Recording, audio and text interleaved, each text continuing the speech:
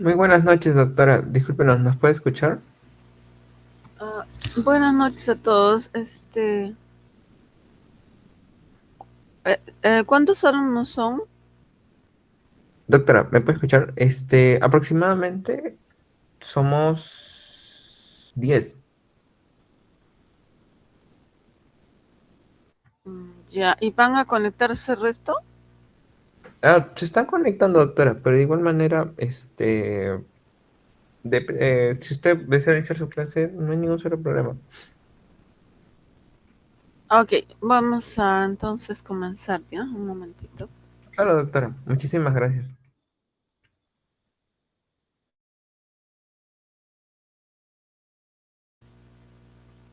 Bueno, buenas noches a todos.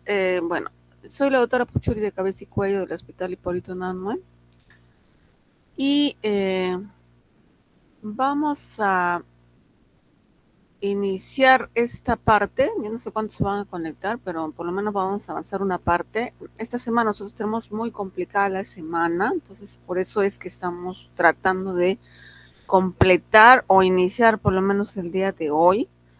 Así que vamos a avanzar lo que podamos, por lo menos las dos primeras partes. ¿Ya? Vamos a empezar entonces con la primera parte que es la introductoria. No sé si están viendo mis diapositivas. Sí, doctora, sí se ven sus diapositivas. Ok, gracias. Bueno, vamos a empezar entonces la primera parte con más o menos una revisión de la anatomía quirúrgica de la región, bastante general,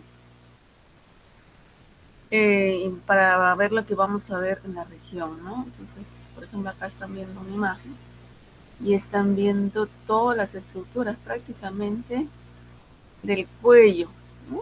Miren, ahí están los ganglios, filetes nerviosos, paquete vasto nervioso. En la cara se está viendo las glándulas, ¿no? La parótida, la maxilar.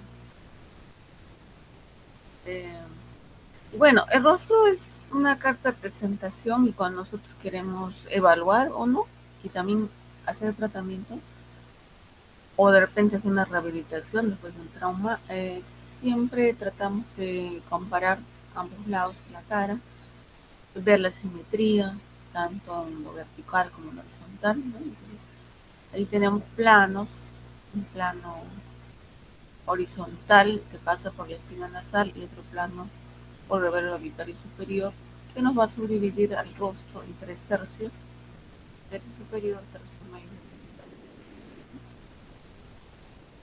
otro tercio superior, otro izquierda. Y además tenemos eh, planos verticales, ¿no? Imaginarios, obviamente, que nos va a dividir en cinco partes iguales, ¿no? De las cuales uno de los quintos va a ser la raíz nasal, los otros dos quintos va a ser prácticamente la extensión del canto interno del ojo hacia el canto externo del mismo ojo, el otro quinto, el otro ojo, ¿no? Y completamos los quintos externos. Debajo de la piel tenemos tejido blando, ¿no? En cara tenemos piel, movimiento, glándula. Y en el cuello, bueno, y el soporte obviamente es el soporte óseo que le llamamos macizo facial. Bueno, el cuello es la parte de tronco que uno de las receptoras. Vamos a poner también piel, tejido subcutáneo, ¿no? Y debajo vamos a tener paquete muscular. Ah, el más importante, no, el que más conocemos es el esternocleidomastoideo, que es el que nos va a dividir en un triángulo anterior y en un triángulo posterior, ¿no? Aparte tenemos acá otro musculito, el digástrico, que nos va a delimitar también otro triángulo, ¿no? El submandibular, maxilar, con las dos dientes del mismo lado, el submentoniano con los dos vientres anteriores de ambos lados, el triángulo muscular, claro, aquí hay otro musculito, el hombro, el video, que nos va a subdividir en un triángulo, carotidio, ¿no? Estaba la carótida, ¿no? La yugular, el triángulo muscular, la parte anterior, y por detrás el triángulo posterior, ¿no? Que a su vez va a ser subdividido, ¿no? Entonces todo lo que vamos a ver es esto en el cuello, ¿no? Pues tenemos paquete vascular nervioso del cuello, el sistema linfático, los ganglios, la tráquea, el esófago y hacia atrás la columna, ¿no? Todos estos tejidos van a estar envueltos por todas estas estructuras, ¿no? Van a estar envueltos por unos tejidos que llamamos aponeurosis y de los cuales hay superficial, media y profunda. Pero la más importante, la aponeurosis profunda del cuello, que a su vez se subdivide en aponeurosis profunda superficial, ¿no? Que envuelve al esternocleidomastoideo y al trapecio, ¿no? Más superficial. Y la aponeurosis media de la profunda, o llamada también lateral, ¿no? Donde prácticamente va a estar todas las estructuras del cuello, ¿no? Desde la tiroides, la tráquea, el esófago, el paquete vascular nervioso del cuello, el eje nervioso, prácticamente todas las estructuras vamos a encontrarlo en la aponeurosis media de la profunda, ¿no? Y la aponeurosis profunda de la profunda o prevertebral, ¿no? Que está como normalmente lo indica, prevertebral. ¿Por qué es importante estos tejidos?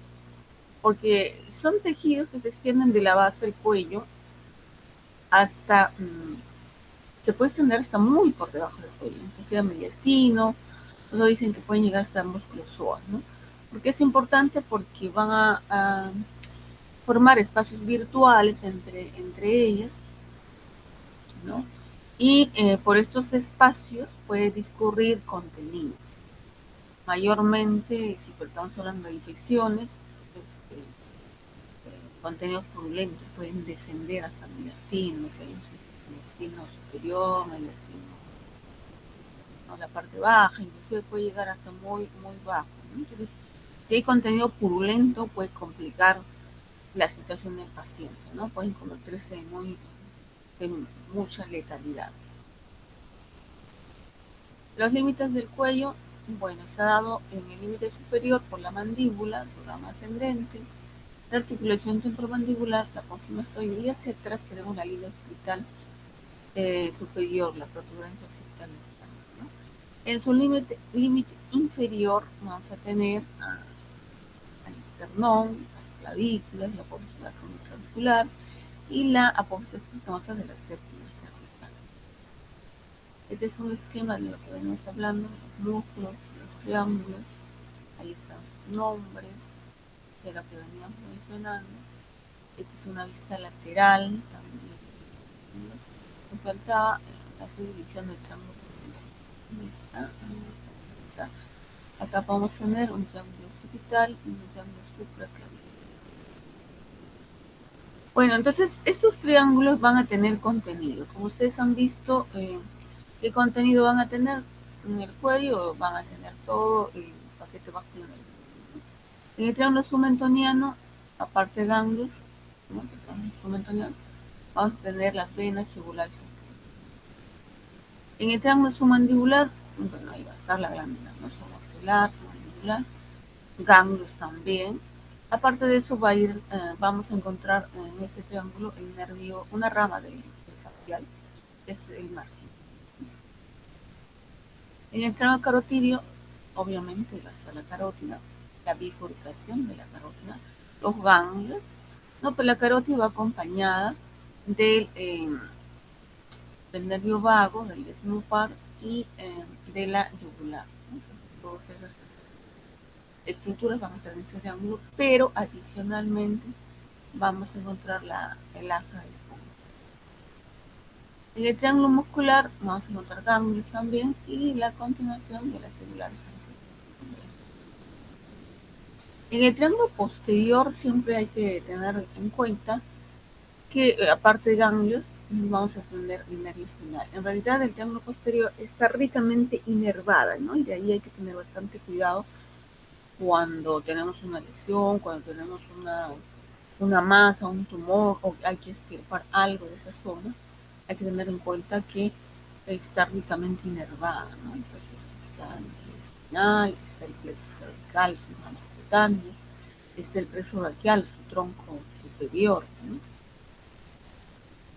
Y en cuanto al cuello, vamos a tener también algunos planos horizontales referenciales que nos van a subdividir en 3 zonas, ¿no?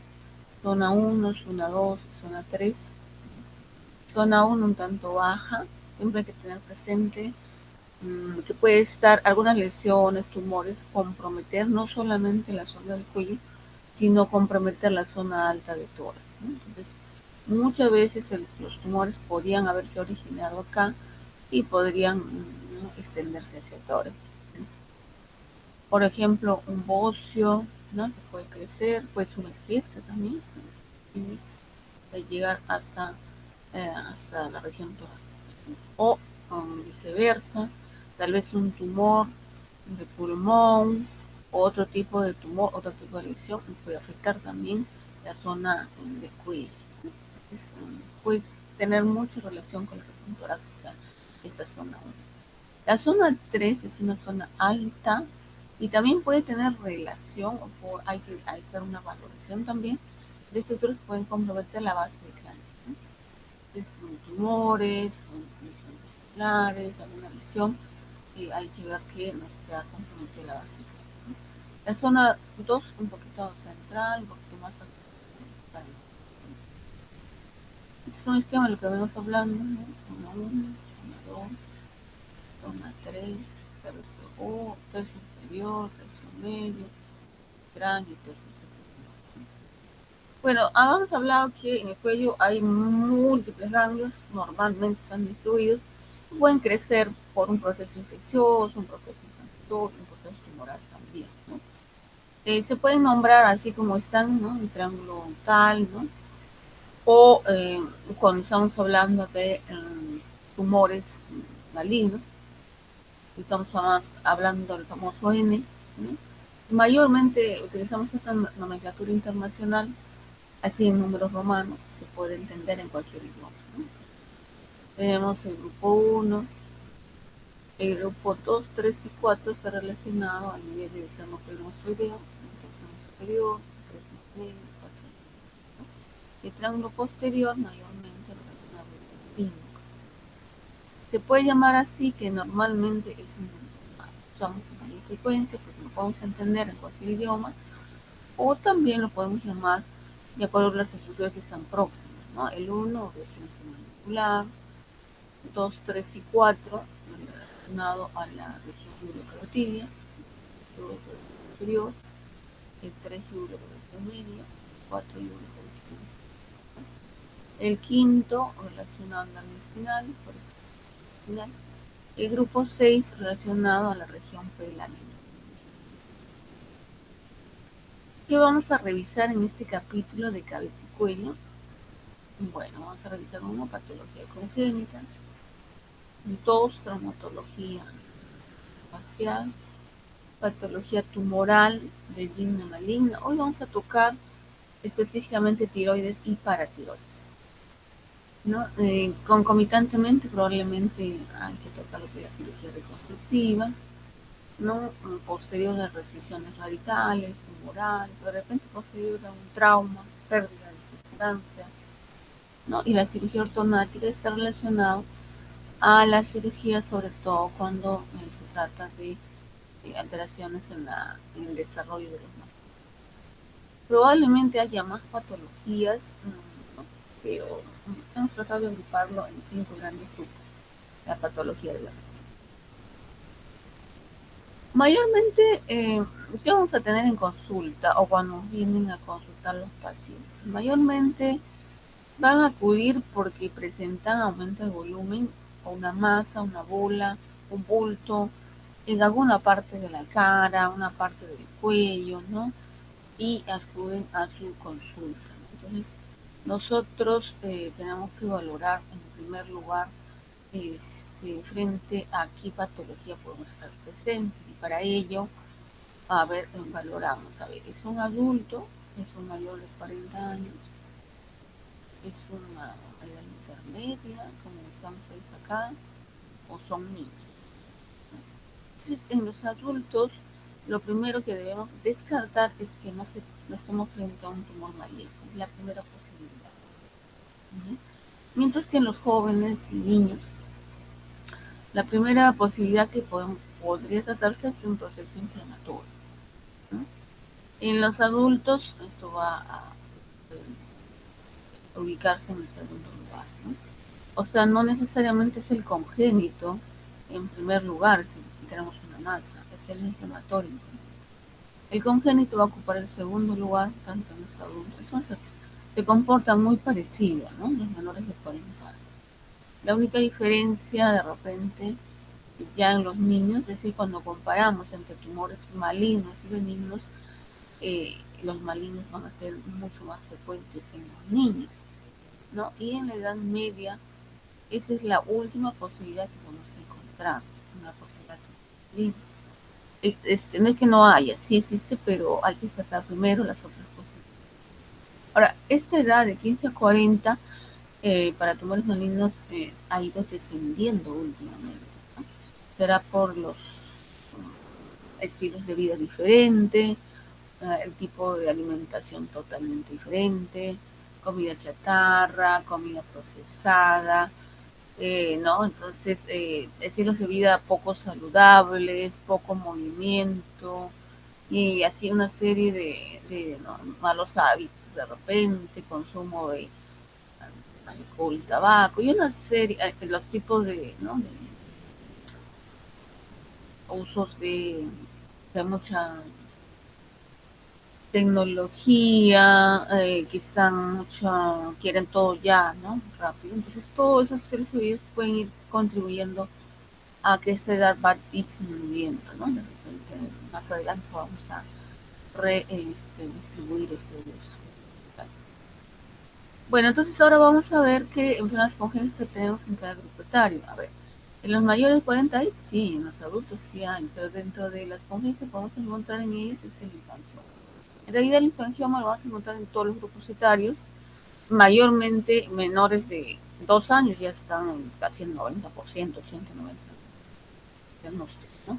Y el resto lo vamos a ir viendo de repente en los adultos y en los mayores de 40 años, ¿no? En menor proporción, pero si lo encontramos, esa es la primera que vamos a usar, ¿no?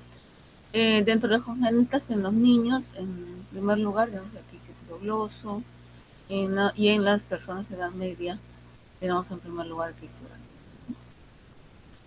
Dentro de las inflamatorias ahí no hay variabilidad, en todos los grupos etarios se comporta de la misma manera.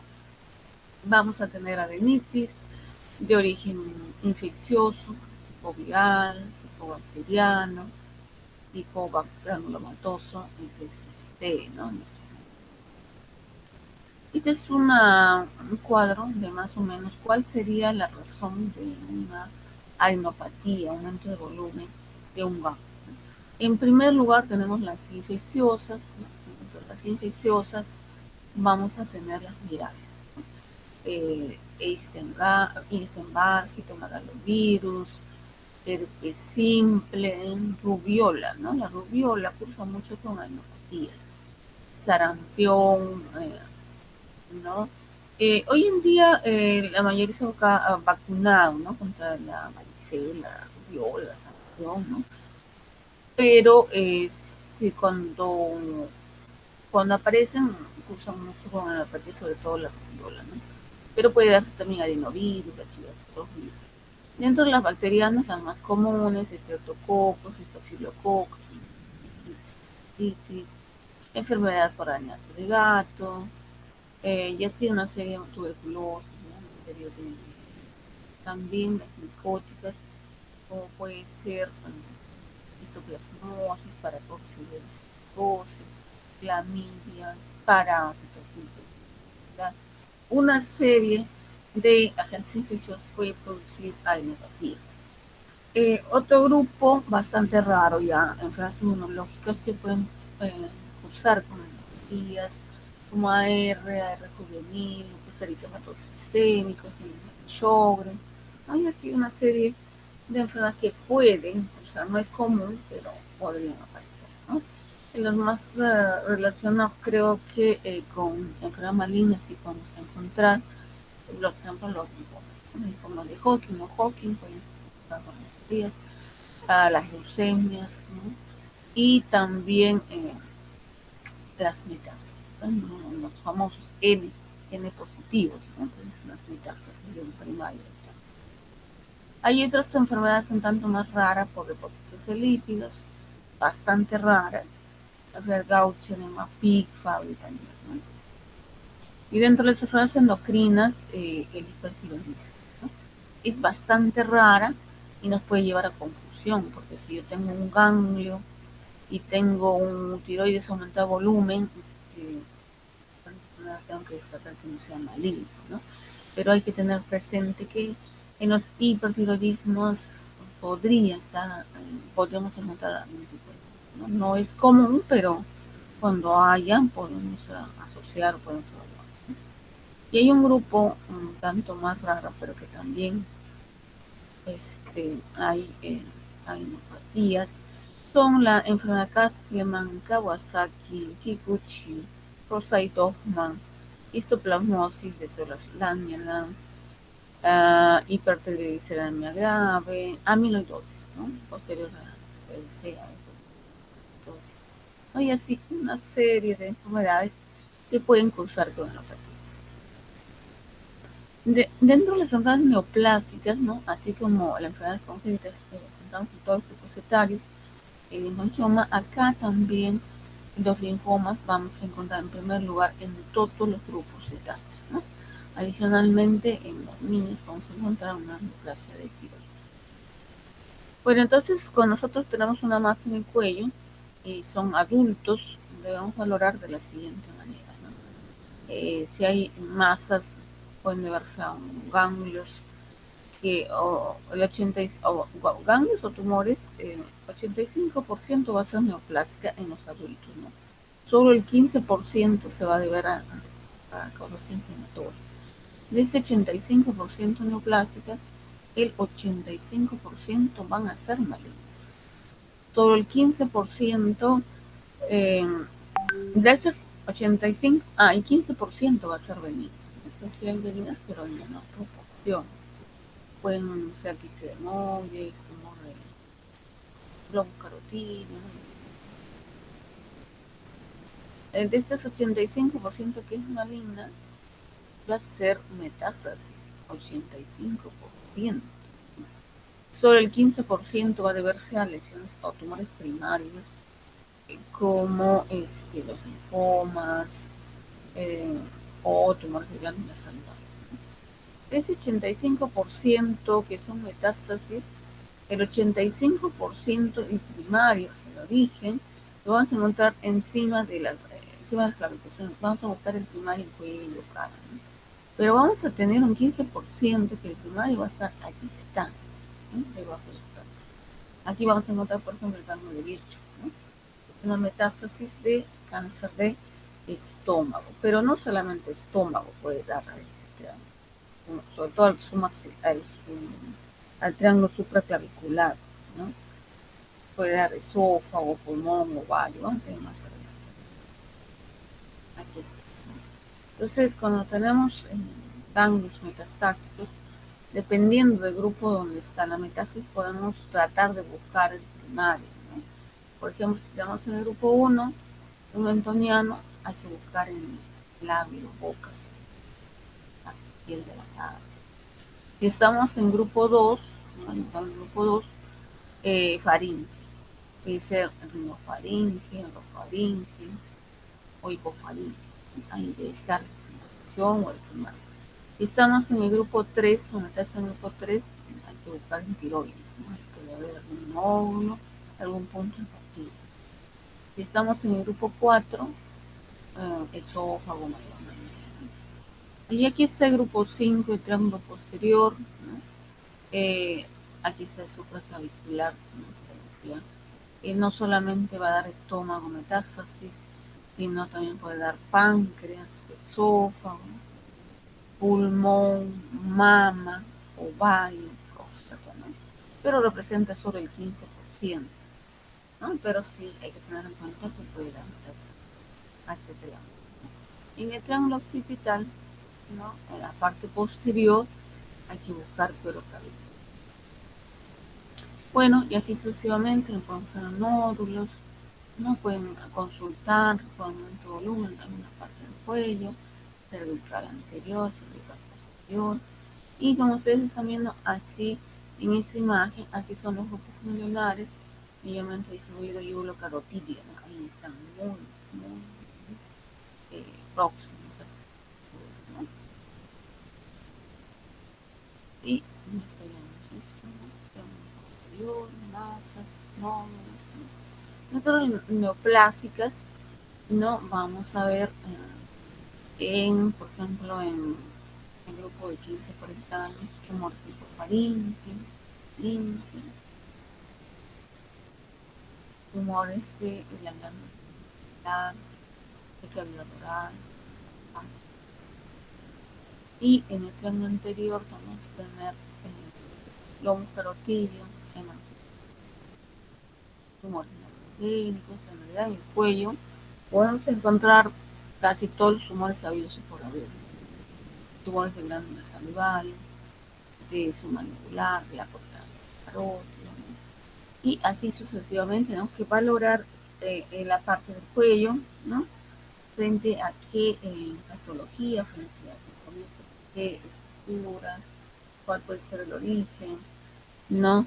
De los tumores, masas o hematopatías que vamos a encontrar. ¿Hasta aquí alguna pregunta? Todo claro, doctora. Ok, tenemos 4 minutos de receso para iniciar la segunda parte. Gracias, doctor.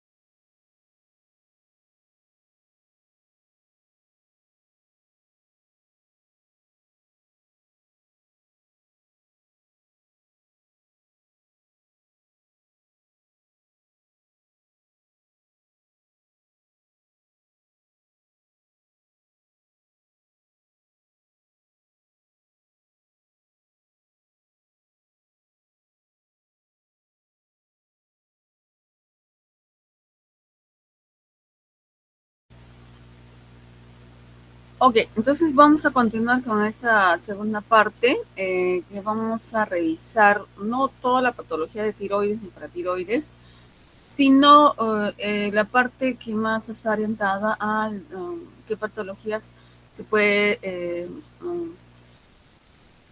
tratar con tratamiento quirúrgico. Bueno, eso es para que lo vean, ¿no? La anatomía de la tiroides, eso está en el tamaño normal, ¿no? Entonces, teóricamente no se debe palpar, ¿no? En condiciones normales la glándula tiroides, y como ustedes están viendo, esto, ahí la relación que puede tener con estructuras importantes, ¿no? Entonces, en la paquete bajo nervioso, tenemos la tráquea, tenemos el esófago, ¿no? Entonces, pero comprenderán que por causa tumoral, sobre todo, tanto benigna como maligna, esto puede aumentar de volumen, puede llegar a tamaños considerables, ¿no? Entonces, si es benigno, puede comprimir todas las estructuras que ustedes están viendo, ¿no? Paquete nervioso, tráquea, esófago, ¿no? Y si es maligno, la puede infiltrar, ¿no? También las mismas estructuras, ¿no? Entonces, produciendo compresión, obstrucción de vía aérea digestiva. Otro del concepto que vamos a tener presente es que es un nódulo tiroideo, más que un aumento de volumen, en un número de tamaño. La prevalencia en nuestro medio es altísima. Hoy tenemos reportes, aquí tenemos hasta 50%, pero hoy en día tenemos un reporte de hasta 68% de prevalencia en población en general, ¿no? Entonces es muy alta, ¿no? La prevalencia de nódulos tiroideos. No son palpables, sobre todo si son menos de 1,5 centímetros. Vamos a ver con mayor frecuencia en mujeres sobre varones, en mujeres no, en edad avanzada, en zonas endémicas por carencia o exceso de yodo, antecedentes de radiografía en la región de cuello. Y hoy en día nos enfrentamos a eso, ¿no? Ustedes saben que la tecnología hoy cada vez con mayor resolución, la ecografía también, ¿no? Estamos día a día en el diagnóstico incidental por imagen.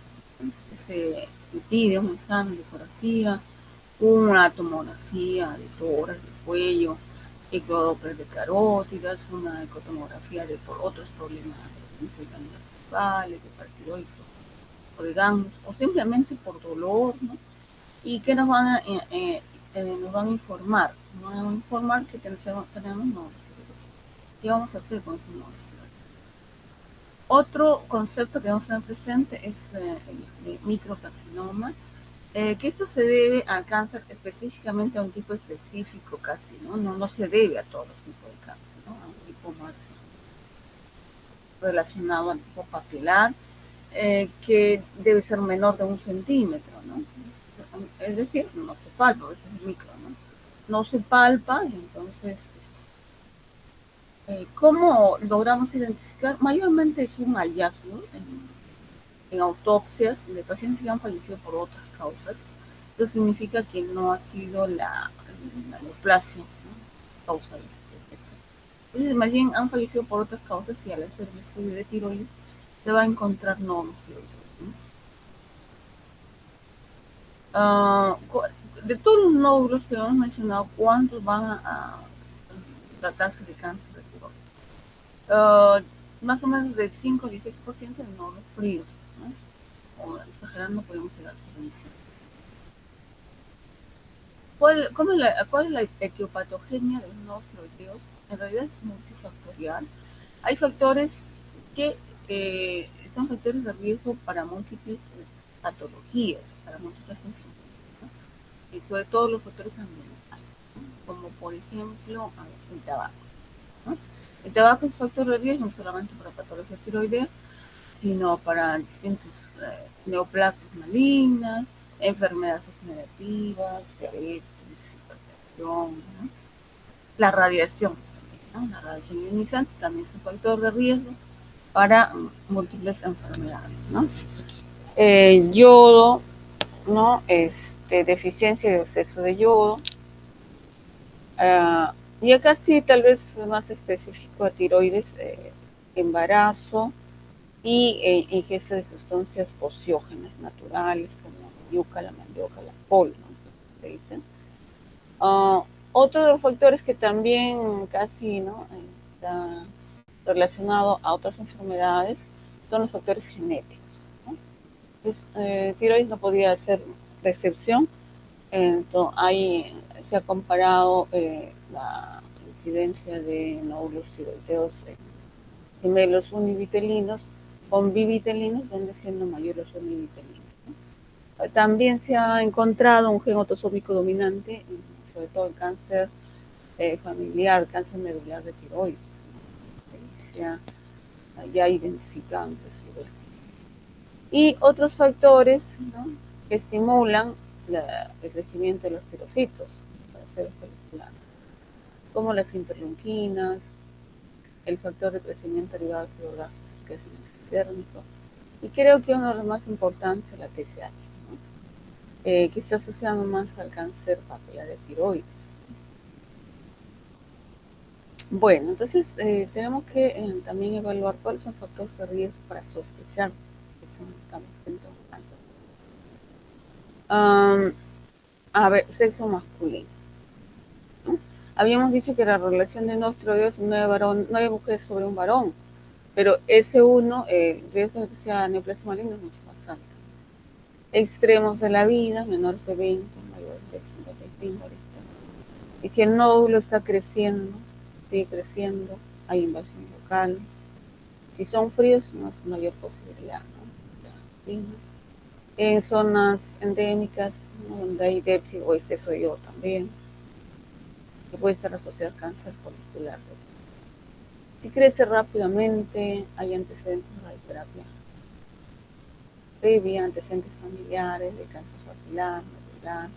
Si es uno solo, también el riesgo es más alto.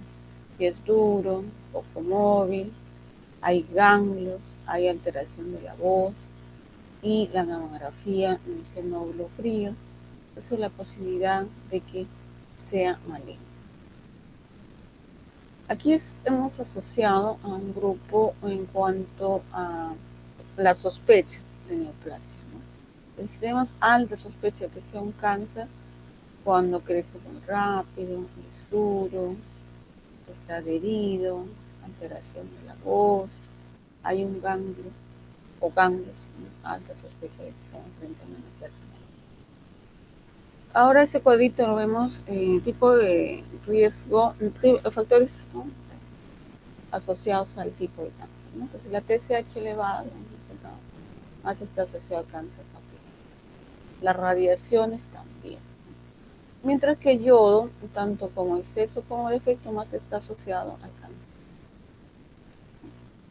Genético, habíamos mencionado, ¿no?, sobre todo el familiar está asociado a un gen autosómico dominante y cáncer medular, ¿no? El Hashimoto, al linfoma, ese sí es tan directo. Bueno, y en la clínica, ¿qué vamos a encontrar? ¿No? Si es pequeño, no lo habíamos mencionado, que van a ser hallazgos incidentales mayormente, ¿no? Porque ni siquiera se palpan ni se ven, ¿no? Que no va a haber ningún síntoma. Pero si ya están un poco más grandes, el paciente al mirarse al espejo, de repente un familiar le va a hacer notar que hay una asimetría, hay un aumento de volumen, una masa en el cuello, ¿no?, y va a acudir a su consulta. Otros simplemente van a acudir porque tienen dolor, ¿no?, dolor en el cuello o linfofagia, ¿no? Entonces, dentro del protocolo, una de ellas a veces es hacer la ecografía, ¿no?, y ahí nos van a informar, ¿no?, si está muy grande, obviamente va a obstruir, comprimir la vía aerodigestiva, ¿no? Entonces vamos a tener disfagia, dificultad respiratoria. Y si infiltra algún nervio, ¿no?, sobre todo los recurrentes, laringio superior, laringio inferior, va a producir alteración de la voz. Dentro del examen físico, algunos, como les decía, se puede ver, ¿no?, cuando son más grandes, ¿no? Y después hay que hacer la palpación de ambos lóbulos, el istmo, ¿no? Y hay que hacer una graduación, ¿no?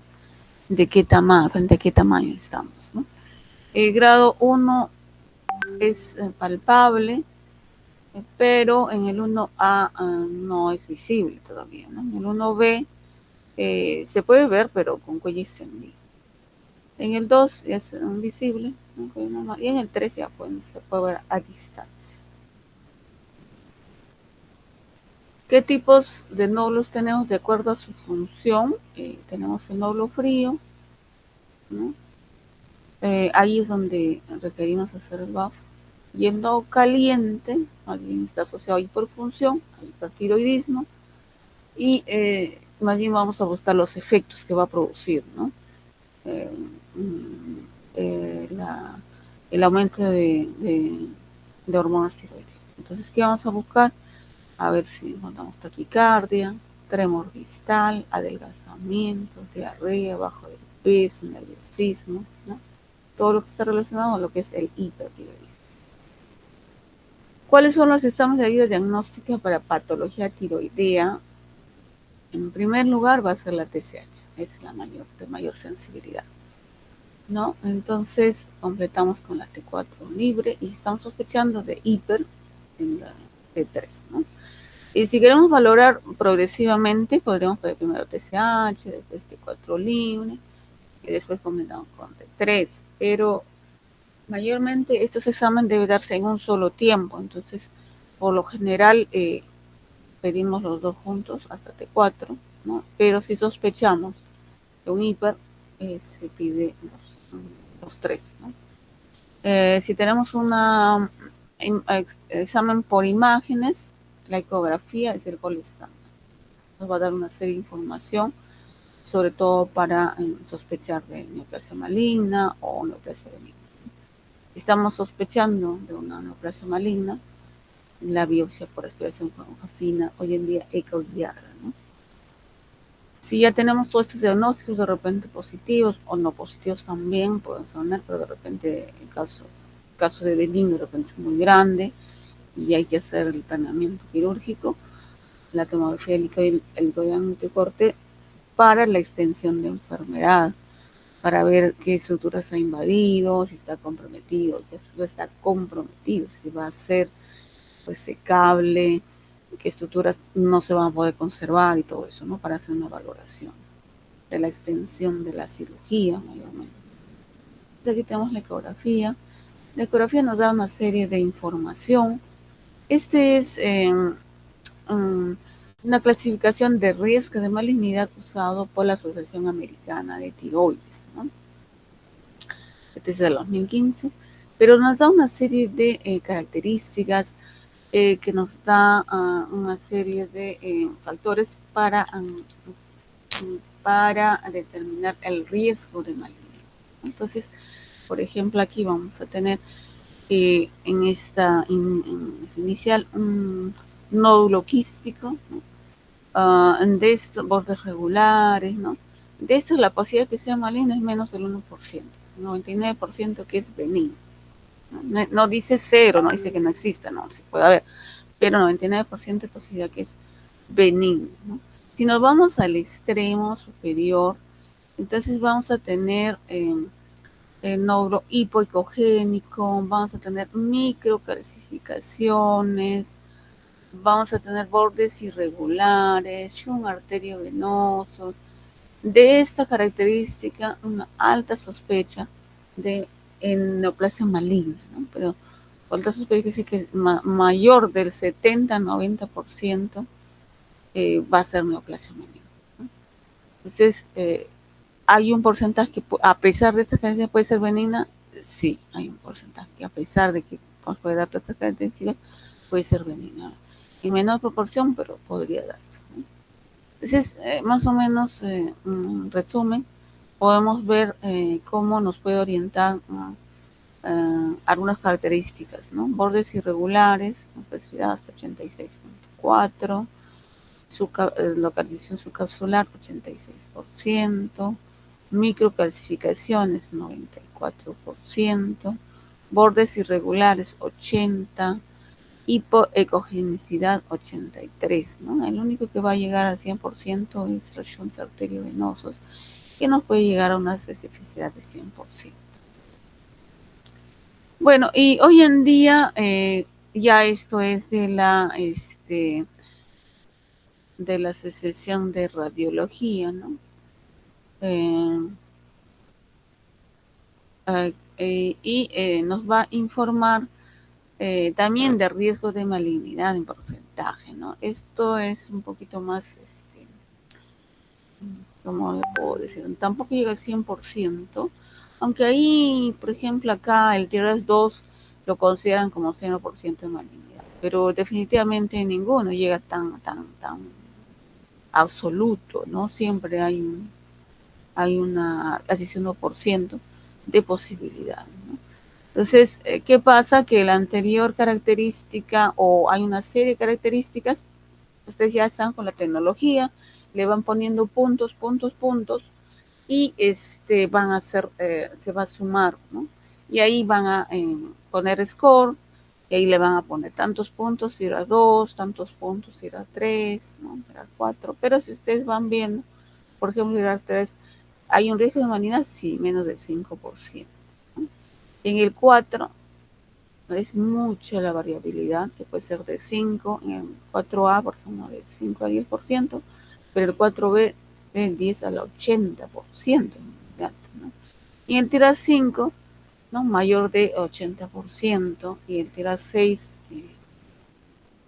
incluye diagnóstico por malignidad poliósea, pero no llega tampoco al 100%, ¿no? Mayormente, eh, esta es una buena información, ¿no? No es tan absoluta, pero nos da ciertas características de alto riesgo, ¿no? O alto riesgo de benignidad o de malignidad. Pero hoy en día se está manejando en TIRAD, ¿no? Que es una información por imágenes, ¿no? Como dice, hoy todo está sistematizado, ¿no? Y estamos en la de la inteligencia artificial y todo se mete a unos datos y no nos va a dar un score, ¿no? Esta es la BAF ecoguiada, ¿no? Y hay que hacerla en la biopsia, ¿no? Anteriormente también teníamos resultados diferentes, nos decía benigno, sospechoso y maligno. Hoy en día la información mayormente está dada en Bethesda, ¿no? ¿No? Citológico, ¿no?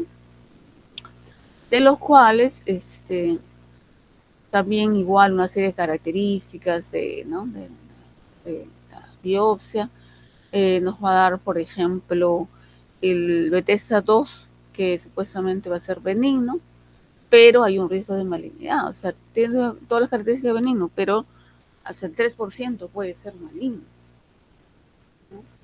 Entonces, no es que sí, no hay, o sí hay, ¿no? No es como ustedes ahorita tengan que tomar, o sí o no es así, hay un riesgo, un porcentaje de riesgo, ¿no? Entonces, acá puede ser características de benignidad, pero hay una posibilidad de hasta 3% que puede ser maligno. En Bethesda 3 hay atipias, significado incierto, indeterminado, puede ser de 5 a 15%, puede ser más. Pero en el grupo 4, una clasificación de 15 a 30%. Entonces, ¿cómo puedo decir, esto es benigno, esto es maligno? ¿No? Pues por eso que la conducta dice la lobotomía quirúrgica. A ver, la sacamos y a ver, veremos, pues, ¿no? Si realmente es positivo o si no.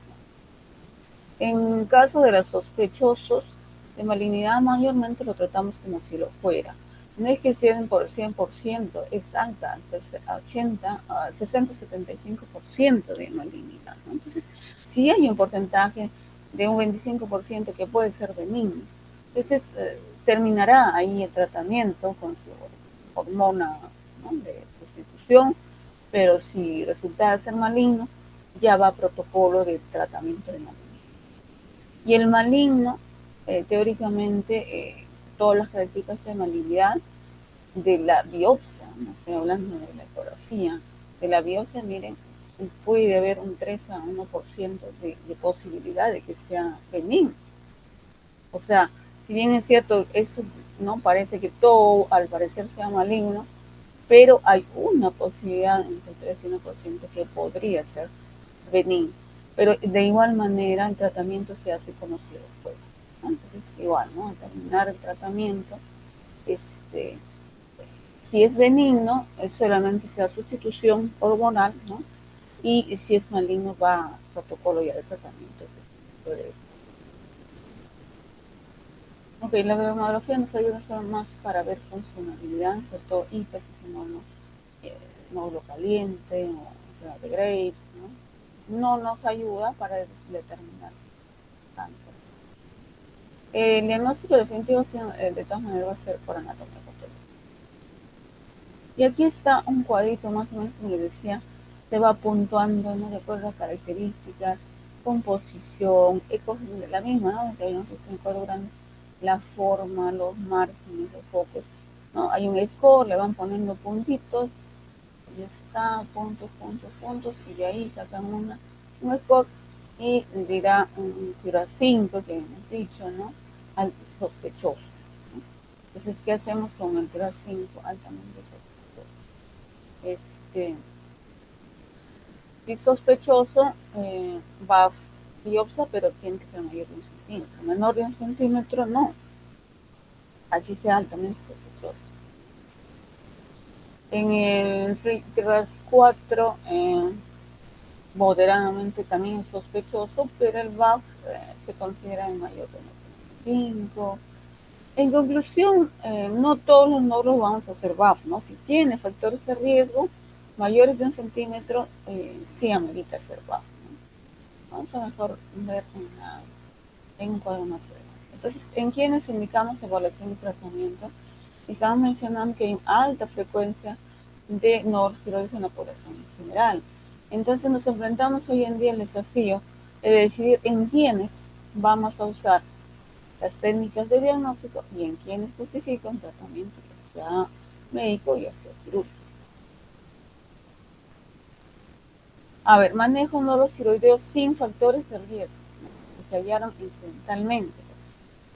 Disquístico, no deberían estudiarse, ¿no? No hay factores de riesgo, no deberían estudiarse. Nódulos hasta 1 centímetro, ¿no? Observación periódica, ¿no? Hasta 1 centímetro. Si los nódulos son mayores de 1 centímetro y hay factores de riesgo, habíamos mencionado, ahí sí. Entonces, a ver, tenemos un nódulo mayor de 1 centímetro con factores de riesgo, ¿no? Primero, TSH de pecho libre. Entonces, si tenemos eutiroideo o hipotiroideo, ahí podemos indicar la biopsia, ¿no? Si es más bien hiper, la gamografía, caliente, tratamiento, no dice quirúrgico, ¿no? No va a quirúrgico, se va a tratamiento médico, o sea, no es la primera alternativa de quirúrgico. Quirúrgico es para sospechoso, para maligno. ¿El benigno no va a tratamiento quirúrgico? Sí, también puede ir, ¿no? Dependiendo de ciertas características, ¿no? Entonces, el benigno, ¿qué se puede hacer? Que ya salió benigno, podemos reevaluarlo a cada 6 meses, otra vez ecografía, otra vez bajo, ¿no? Y si hay una sospecha, todo lo que va a sospecha o ha crecido, aumenta el volumen, ¿no? Entonces igual va así. El sospechoso, por ejemplo, puede ser benigno. El quístico habíamos dicho que es benigno, que de repente lo pequeño que se debe estudiar, ¿no?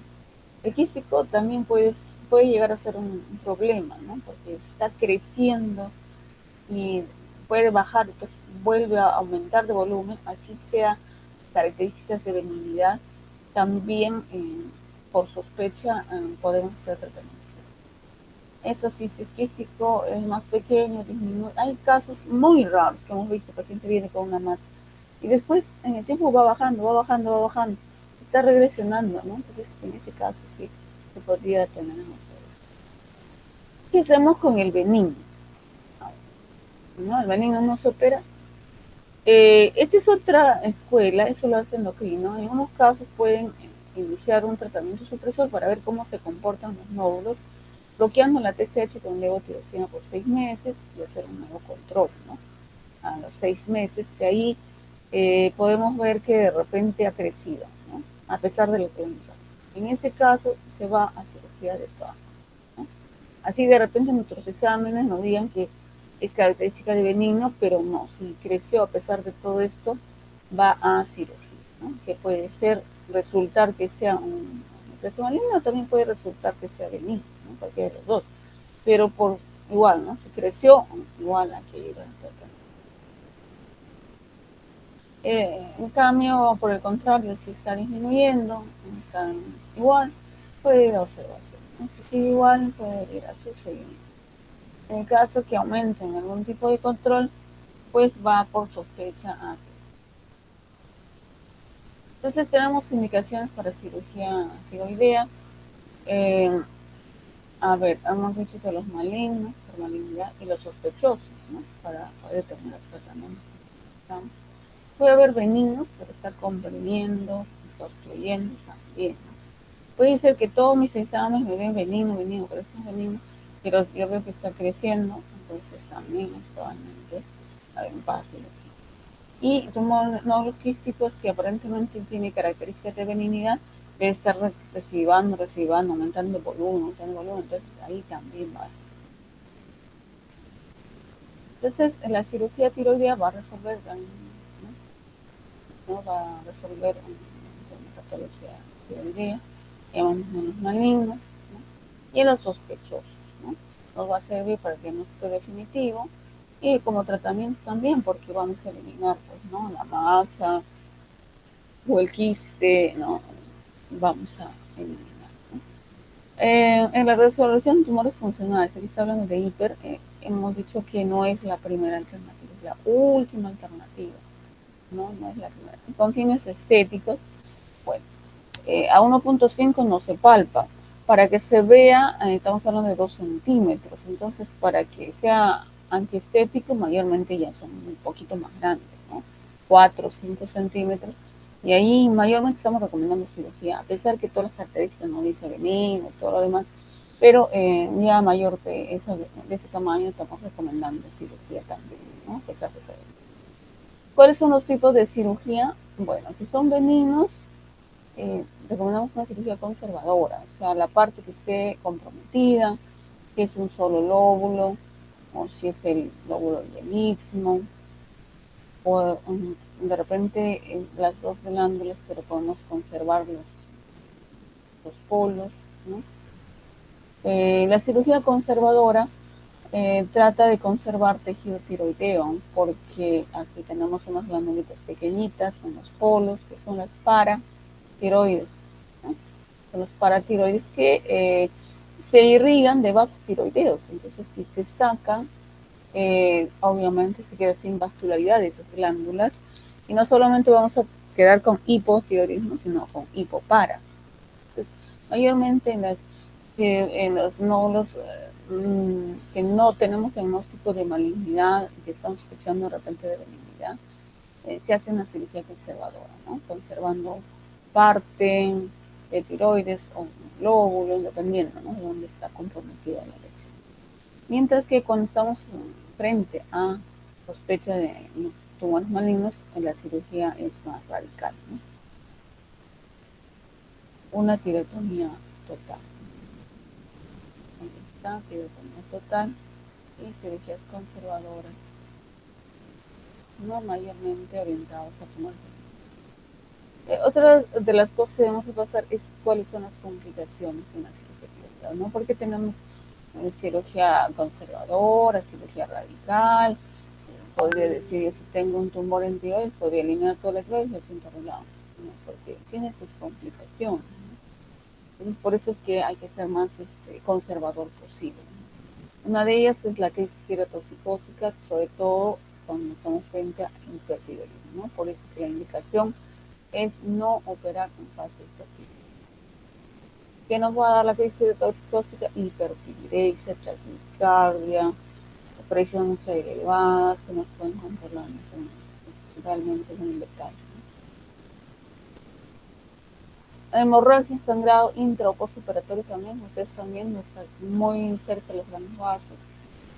Lesión de los nervios, recurrente, laringe inferior, laringe superior, hipoparatiroidismo, ¿no? Las glándulas van a quedar vascularizadas, ¿no? Puede ser definitivo o transitorio.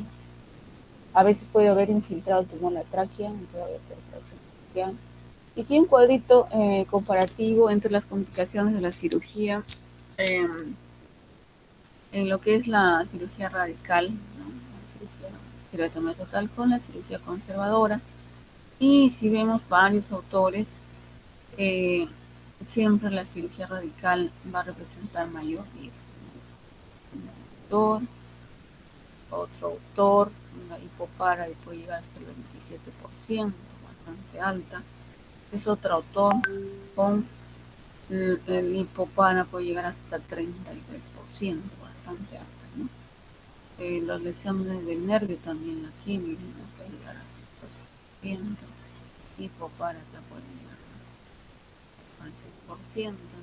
Entonces, todos, diversos autores van a comparar que una cirugía radical, pues, obviamente hay mayor complicación. De ahí que se trata de valorar a ver hasta dónde se puede realizar una cirugía conservadora.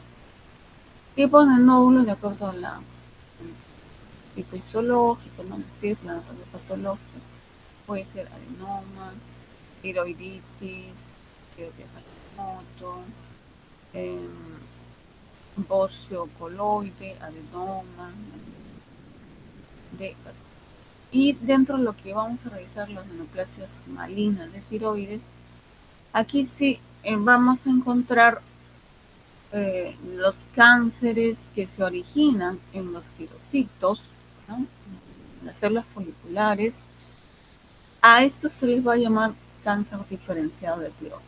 De estos tenemos 3, pero el más frecuente, que representa más del 70, 90, 80% del cáncer, es el papilar. Y completamos con el folicular.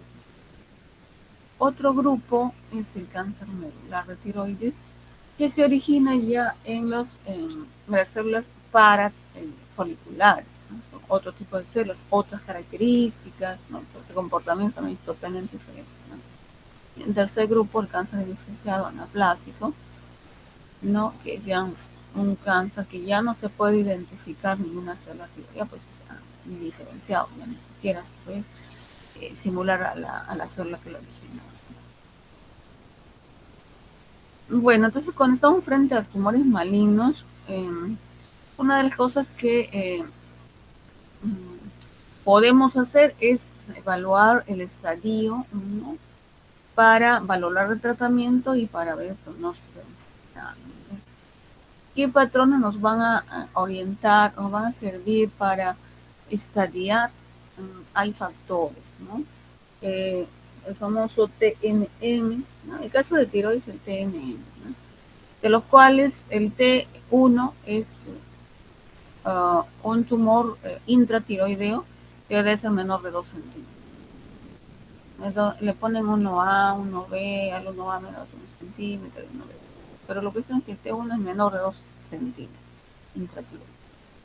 Si estamos en el T2, es también intratiroideo, pero de 2 a 4 centímetros. Ya estamos en el T3, si es que puede ser un tumor pequeño, pero ya salido de la tiroides, ya es un T3. Y el T4 puede ser un tumor intratiroideo mayor de 4 centímetros, o puede ser un tumor mucho más pequeño, pero que ya está invadiendo los vasos, ¿no? Ahí ya se comporta como un T4 o es un T4. En cuanto a los ganglios, que está muy cerca de la tiroides, ¿no? Estamos hablando del 6 y el 7, le ponemos 1A, y si estamos hablando del resto que ya hemos visto en 1, 2, 4 y 5, le ponemos 1B. Y si hay metástasis a distancia, M1, y con ello hacemos el estadiar, ¿no? El estadiar real, ¿no? Estadio 1, estadio 2, estadio 4, ¿no? Entonces, en tiroides hay muchos factores para estadiar, no solamente es el T, el N y el M, sino que acá, por ejemplo, hay otro factor, ¿no? Acá, para el diferenciado, es un tipo, ¿no? Tiroides, y hay una característica. Adicionalmente, en este diferenciado, todos son iguales, la edad, ¿no? menor de 55 años tiene otro estadio, donde podemos llegar solamente al estadio 2. Así pueda yo tener, ¿no? Ganglio, ¿no? Ganglio, cualquier ganglio, ¿no?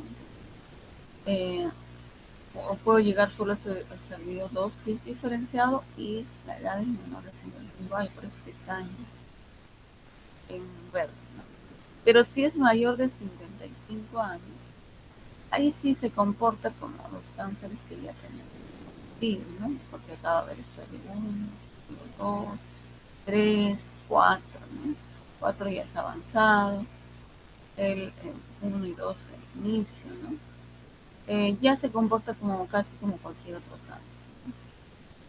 Otro de la clasificación, ya aquí otro tipo, y este es el medular, es otro grupo de calidad. El medular que aquí le puedo poner ese color porque es una, en cuanto a la agresividad del tumor, eso es un intermedio, ¿no?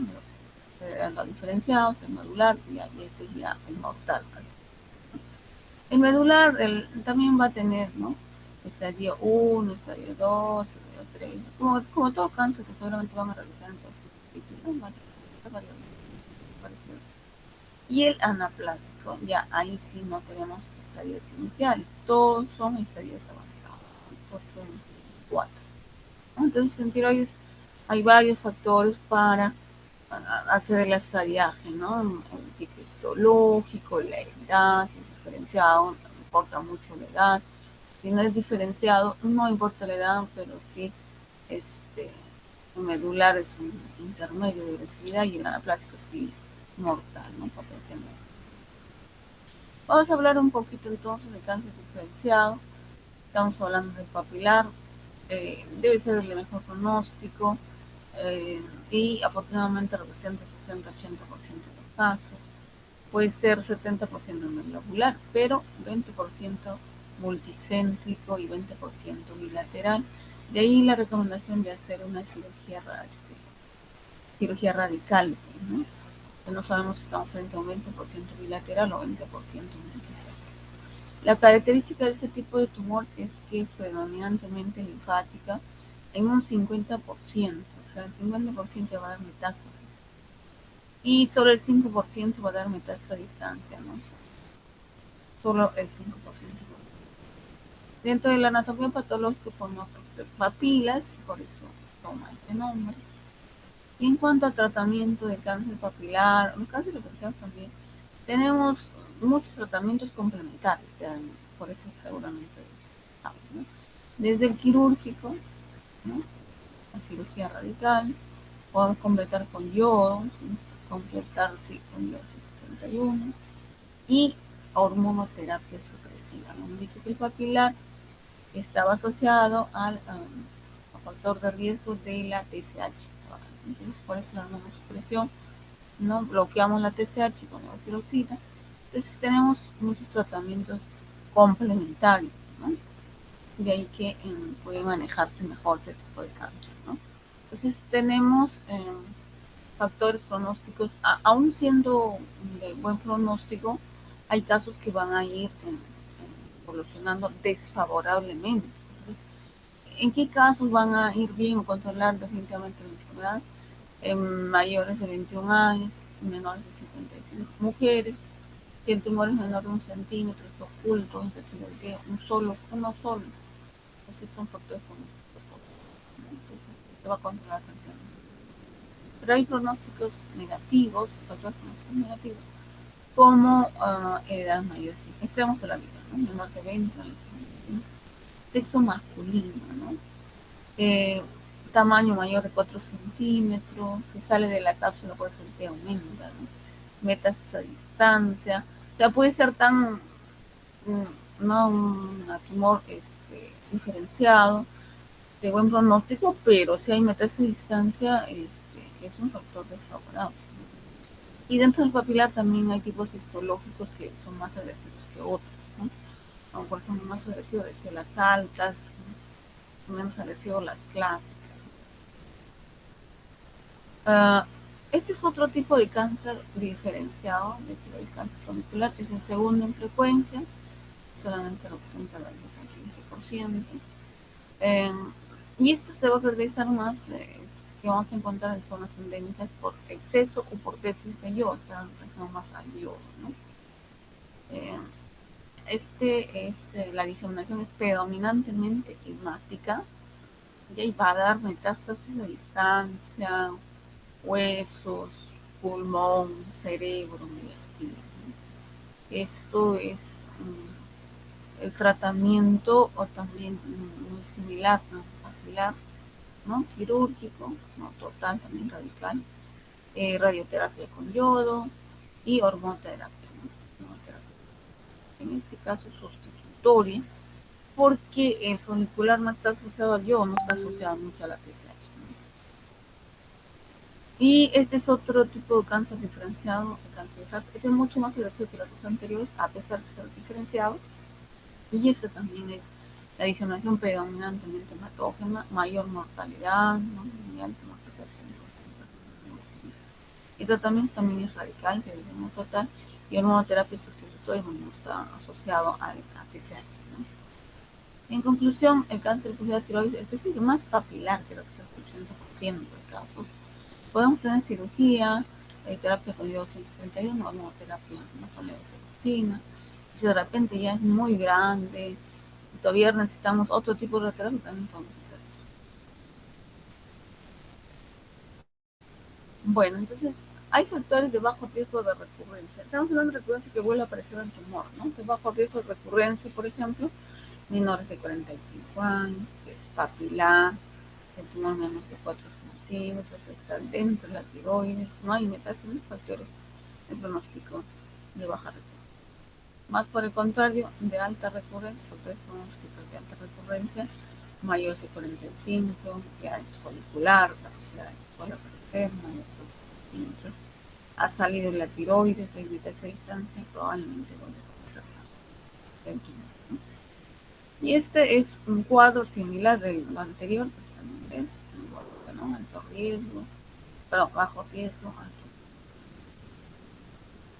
Y vamos a otro grupo de cáncer medular tiroides, y esto habíamos dicho que se origina en las células parafolliculares. Estas células normalmente producen calcitonina y es un tumor maligno, entonces esto se va a elevar, por eso que se comporta como un marcador, ¿no? Un calcitonina.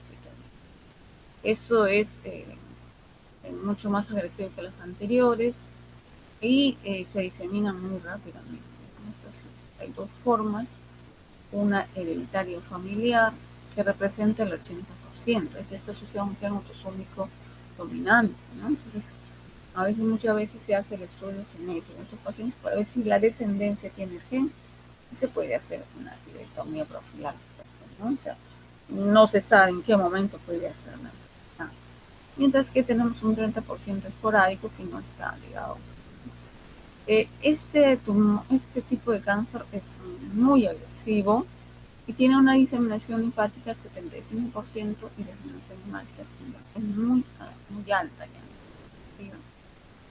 Y puede estar asociado a otras neoplasias endocrinas. Cuando tenemos cáncer medular tiroides, hay que buscar, ¿no? Otras neoplasias, ¿no? Hiperpara, hiperparatiroidismo, cáncer medular tiroides, hipercronocitoma, que completan el cáncer. Y el MEN2B también hiperpara, cáncer medular y síndrome de como habíamos mencionado, estos se originan en células parafoliculares y el marcador prácticamente es la calcitonina. En este caso es un cáncer, ¿no? Que no va a tener tantas alternativas como el de aquí solamente hay una alternativa de tratamiento si es que es el estadio, ¿no? Sobre todo el estadio 1, es la cirugía, no hay otro tratamiento. No es radiosensible, no es quimiosensible, es muy agresivo, ¿no? Y por último tenemos el cáncer neoplásico, mortal prácticamente, no hay ningún, y aquí ya sí no hay ningún, ¿no? Ni siquiera nada, ninguno. Representa del 5 al 15%, ¿no? Y eso va a invadir todo, va a invadir por todo lado, ¿no? Por la parte proximal, tráquea, esófago, vasos, metas a distancia, metas a todo, ¿no? Múltiple, ¿no? Entonces, no capta yodo, no tiene la función, como te decía, o sea, no tiene ninguna característica, ¿no? Que es muy, muy rápido y no tenemos realmente una terapia, ¿no? Es de evolución mortal y la supervivencia es de, bueno, más o menos 2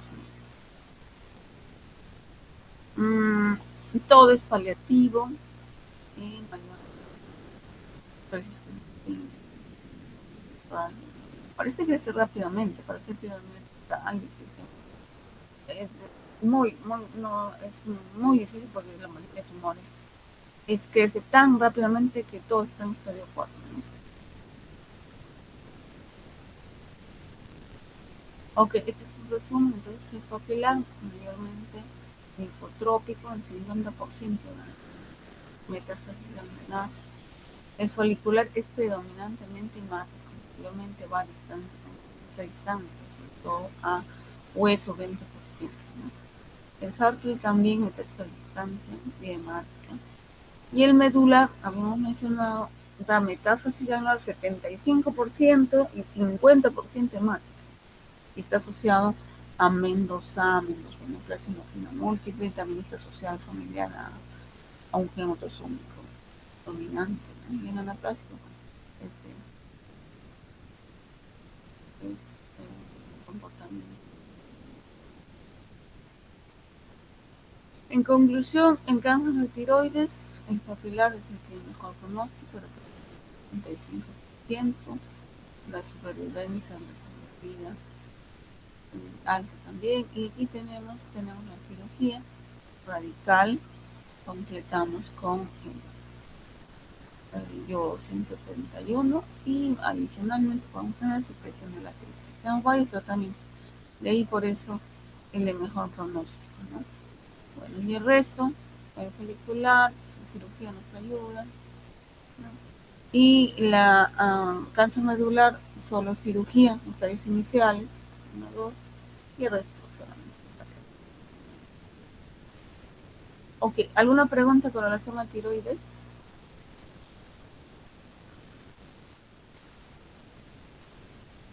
Ninguna. Todo claro, doctora. Vamos a completar esta parte de tiroides con estas celulitas, ¿no? Te digo, esas glándulas paratiroideas, ¿no? Entonces, habíamos hablado en tiroides, cuando se hace una cirugía radical, tiroidectomía total, que se van a quedar desvascularizados, desfuncionalizados, ¿no? Estamos hablando del hipopar. Pero en esta oportunidad no vamos a tratar de la hipopar, sino la enfermedad que puede causar estas granulitas. Estas granulitas también pueden producir tumores, ¿no? Entonces vamos a ver, y van a producir mayormente hiperparatinoidea, ¿no? Para la anatomía, más o menos, la ubicación, mayormente en los poros superiores, y ahí ven cómo la vascularización de la tiroides superior, ¿no? Al hacer la ligación, ¿no? Eh, de de los tiroideos van a quedar desvascularizados, ¿no? Uh,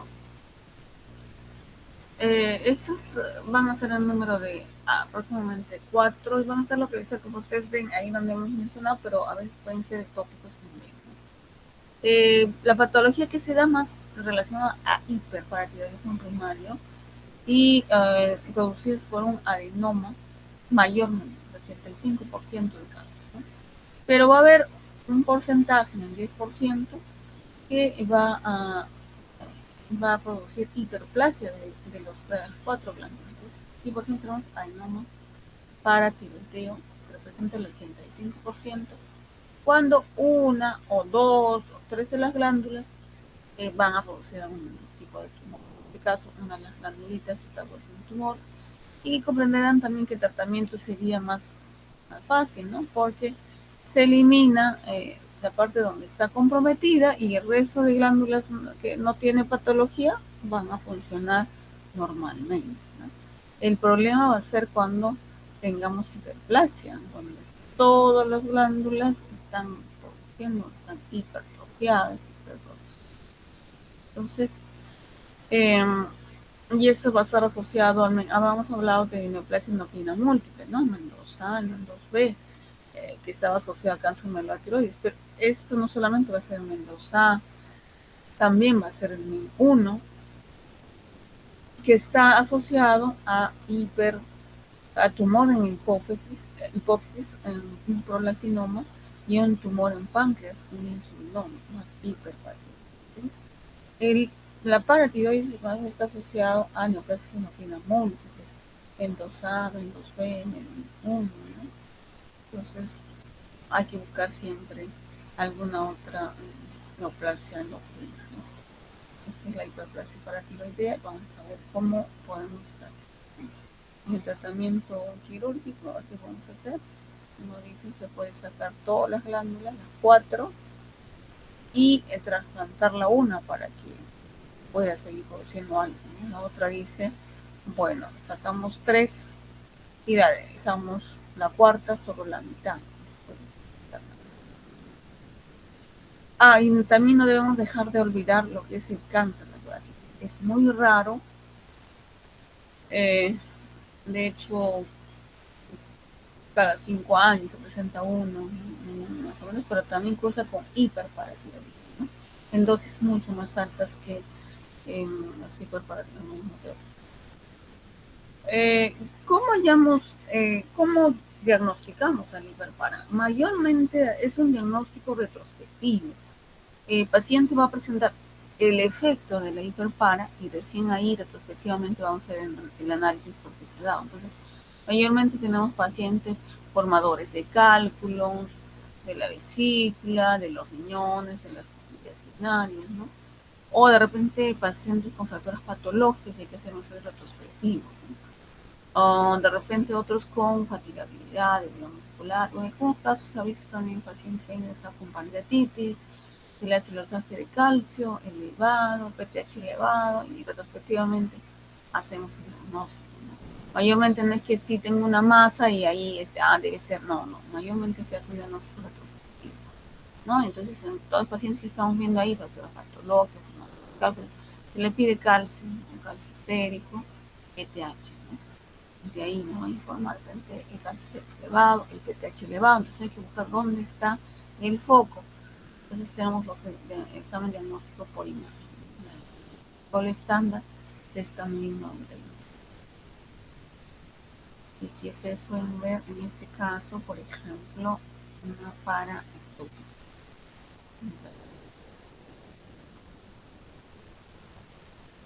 Bueno, y hay indicaciones de tratamiento, pues, ¿no? Hay un cuadrito. ¿Y cuál es el tratamiento? Y ya habíamos mencionado, ¿no? Aquí hay un cuadrito. A ver, si el calcio está por encima del normal, pero está menos de 0.4, o sea, es hasta de 8 a 10, entonces 10.3 por decir, es mínimo, ¿no? Entonces puede observarse. Pero si es mayor de 4 y hay signos, sí, es. Puede ser que el calcio esté 0.4 o 0.9 por encima, o sea, 10.8, 10.5, son asintomáticos. El score de densidad más ósea menor a -1, ¿no? Puede seguirse observación, ¿no? Mientras que el resto sí todos indica el tratamiento quirúrgico. Y de ellos les había mencionado que es la cirugía, ¿no? La paratiroidectomía subtotal, donde se elimina 3 y va a quedar la cuarta va a quedar, perdón, la parotidiomía subtotal, donde se va a eliminar glándula que está comprometida, porque estamos hablando de adenomas, ¿no? O glándulas comprometidas, porque pueden haber una o dos glándulas, hasta tres, si es uno se elimina. Y en cuanto a la hiperplasia, ahí sí tenemos la paratiroidectomía casi total, donde les decía se eliminan 3 y se deja la cuarta, solamente la. Y la paratiroidectomía total, no, más nos eliminan las 4, pero una de ellas hay que tratarla para que no vayamos al otro extremo de hipopara. Ok, eso sería todo de tiroides y paratiroides. No sé si tienen alguna pregunta.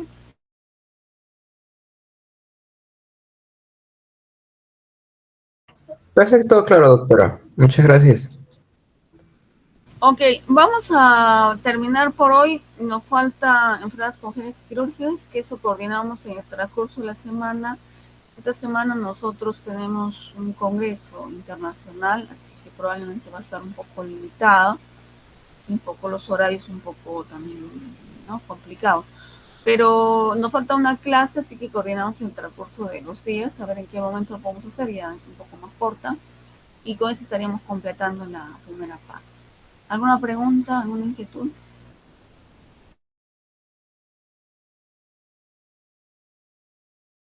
Pues es que todo claro, doctora. Muchísimas gracias por la clase. Entonces, Ok, gracias a ustedes también por su tiempo prestado y sí, porque en la semana seguramente va a ser mucho más complicado todavía, así que hemos avanzado por lo menos más de la mitad. Así que gracias a ustedes también, vamos a terminar por hoy la clase. Gracias. muchas gracias, doctora. Buen Bueno, día.